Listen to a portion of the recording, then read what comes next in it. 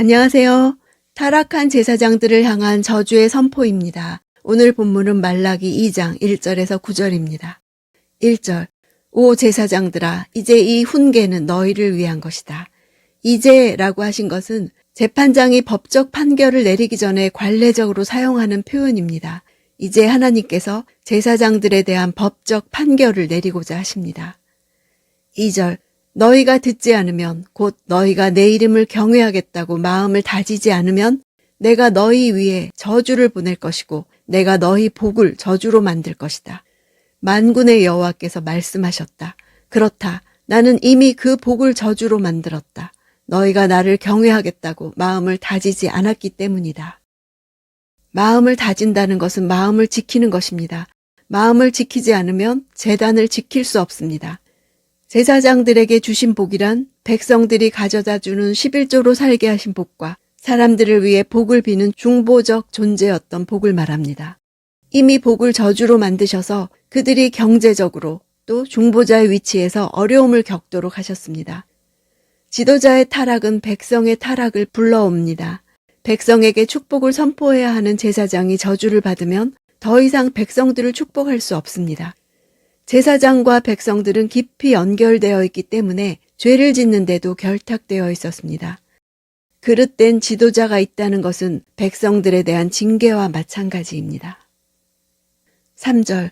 보라, 너희로 인해 내가 너희 자손을 꾸짖겠다. 내가 너희 절기 희생물에게서 나온 오물을 너희 얼굴에 던질 것이고 너희를 그것과 함께 없애버릴 것이다. 자손을 꾸짖겠다는 표현은 여러 번역본에 7가지로 번역이 되었습니다. 자손이라는 단어가 모음의 변화만 주면 팔도 되고 시도 되기 때문입니다.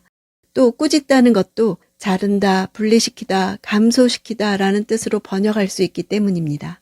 여러 성경에서 너희 팔을 자르겠다, 너희 팔을 부러뜨리겠다, 너희 씨를 내다버리겠다, 어깨를 분리시켜버리겠다 등등으로 번역되었습니다.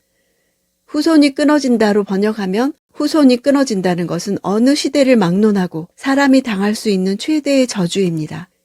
특히 제사장의 신분은 레위 자손 중 아론의 자손들이 세습하는 것이었습니다. 그들의 후손이 끊어진다고 한다면 제사장직이 없어지는 것이고 백성이 더 이상 제사를 드리지 못하고 결국 이방인과 다름없이 될 것을 뜻하는 것입니다. 책망한다는 것으로 번역하면 전쟁이나 기근 등 심각한 재난의 상황을 뜻하는 것입니다. 팔을 잘라버린다면 제사장들이 누리는 사회적 권세와 능력을 제거하신다는 뜻입니다. 모든 표현에는 제사장들의 범죄로 말미암아 백성들 자신과 그들의 후손들이 하나님과 영적으로 분리되거나 궁핍하게 되는 등 크나큰 고난을 당한다는 것입니다. 짐승의 배설물은 부정한 것으로 간주되었으므로 진 밖에서 불태워져야 했습니다. 개역 성경에는 얼굴에 바른다고 되어 있죠. 바른다는 단어는 조심스럽게 바르는 것이 아니라 힘껏 던지거나 흩뿌리는 행위를 나타내는 것입니다. 이는 여호와께서 그들을 얼마나 경멸하시는지, 얼마나 분노하셨는지를 능히 짐작케 합니다. 일상적 제사 때가 아니라 절기의 희생물에게서 나온 것이란 상당히 많은 분량의 오물을 뜻합니다. 얼굴에 바른다, 던진다는 것은 앞에서도 나온 표현인 얼굴을 들지 못하게 하는 것입니다. 수치를 당하는 지도자는 명예가 떨어지고 존경받지 못하고 사람들이 철저하게 등을 돌립니다. 희생물의 오물처럼 진 밖에 가져가 불사르게 하는 것은 구원에서 단절되는 것을 상징하고 철저히 진멸당하는 것을 의미합니다. 4절. 그러면 너희는 레위와 맺은 계약이 계속되게 하기 위해 내가 이 훈계를 너희에게 주었다는 것을 알게 될 것이다. 만군의 여호와께서 말씀하셨다.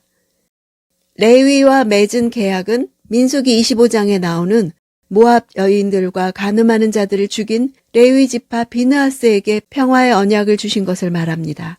그와 그 후손에게 영원한 제사장의 직분을 수행하도록 하실 것이란 약속입니다. 하나님이 진노하심은 진노를 피하라는 뜻입니다. 경고를 듣고 돌이키라는 것입니다. 하나님은 회복을 원하십니다. 하나님이 분노하시면 우리는 태도를 바꿔야 합니다. 5절.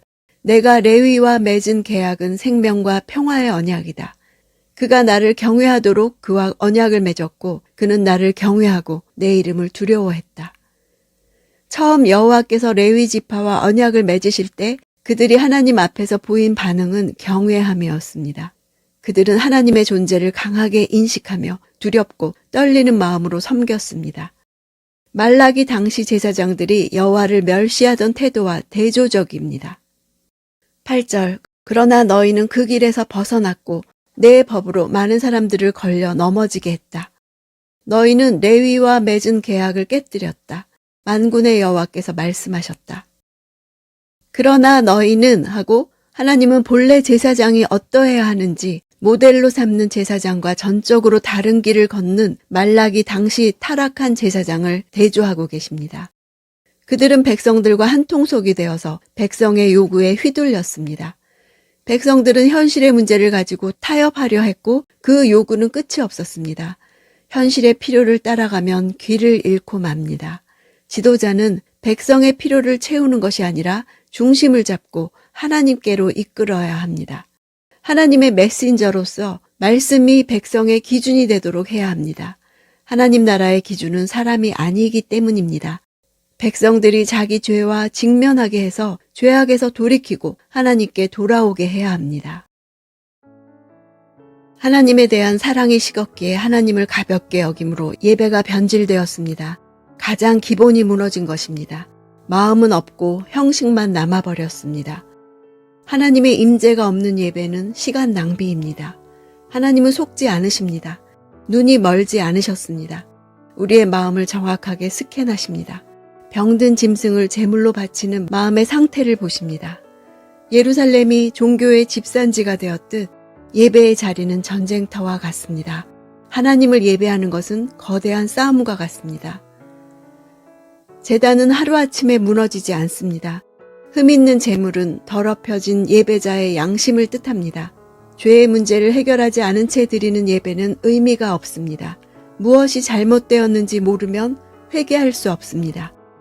하나님의 이름을 높이면 하나님은 그곳에 머물러 계십니다. 내 인생 최고의 전성기는 하나님을 참으로 예배할 때입니다. 하나님을 하나님으로 인정하고 높일 때 우리 삶의 모든 것에 질서가 잡히고 온전해지는 역사가 일어날 것입니다.